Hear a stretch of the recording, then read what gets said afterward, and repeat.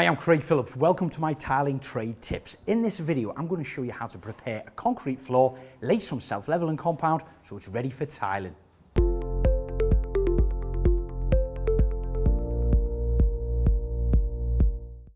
Now, this floor I'm about to prepare for tiling is in fact my own kitchen, dining room and living room. It's all part of our dream build, which I've spent the last 6 months self-building, and you can still hear by the noise, I've got tradesmen everywhere, window fitters, carpenters, there's plasterers upstairs, all in a race to get the house complete. Like with all DIY and trade tasks, preparation really is the key to a successful job. Now, the materials I'm going to be using is a synthetic resin primer and also a fibre reinforced levelling and smoothing compound. Now, whether it's a new build like mine or a renovation job, if it's had a new concrete floor, you must let this completely dry to allow for any shrinkage. And of course, clean off any debris on there, make sure it's dust free, but don't forget your safety equipment, your specs, mask and gloves.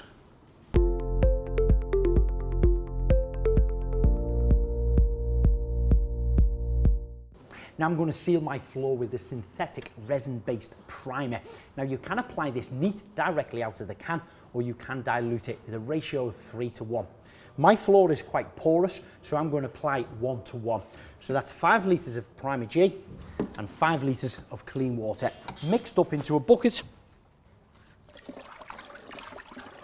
and then poured over my floor and spread out using a painting roller.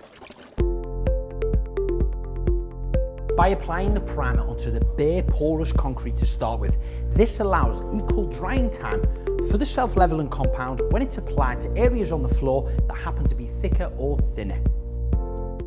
Once your sealant is dry, normally after a couple of hours you can start to mix your self-leveling compounds. This particular bag is 20 kilos and it will require 4.5 litres of cold clean water. So you apply that into your bucket first, then add your powder and mix it up with an electric paddle, but don't forget to use your dust mask and your safety specs. You can apply the self-leveling compound at a minimum of 3mm deep all the way up to a maximum of 40mm.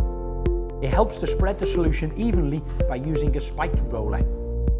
When you're covering a large area like this, 60 to 70 square meters, the extra hands always makes a difference. So now you've covered the entire area with the wet self-leveling compound, leave this to dry for at least 24 hours before you start laying the tiles.